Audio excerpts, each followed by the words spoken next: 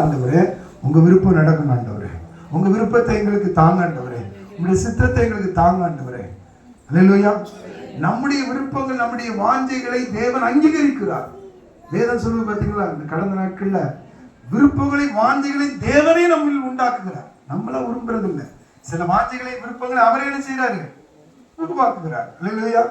அப்படி தேவ சமூகத்துல உட்கார்ந்து நாம் விசாரித்து காரியங்களை செய்யும் போது அதுல ஒரு ஆசீர்வாதம் உண்டு, அதுல தடை வராது. அல்லேலூயா. நம்ம திருமண காரியங்களா இருக்கலாம், சில காரியங்களா இருக்கலாம், விசாரியாம ஒண்ணுமே இல்லாம ஓடி போய் என்ன செய்யறது, செய்திருது. அப்புறம் அதுல இருந்து வருகிற தடைகள், அதுல இருந்து வருகிற காரியங்கள் சிலவற்றை நான் தான் என்ன செய்யணும், தாக்கு பிடிக்கணும். அல்லேலூயா. அதனுடைய விளைவுகளை நாம் தான் தாங்கிக் கொள்ள வேண்டும். இன்னைக்கு அநேக நேரங்கள் அப்படித்தான் தேவனுடைய பிள்ளைகள் விசாரிக்கிறது இல்லை. அந்த காரியங்களை குறித்து எதையும் கேட்கறது இல்லை. என்ன செய்யணும் ஆண்டவரே, எப்படி நடக்கணும் ஆண்டவரே, பிள்ளைகளுக்கு எப்படி செய்யணும் ஆண்டவரே, இவைகளெல்லாம் தேவனிடத்தில் நீங்க விசாரிக்கணும். ஒவ்வொரு காரியத்தையும் விசாரிக்கணும்.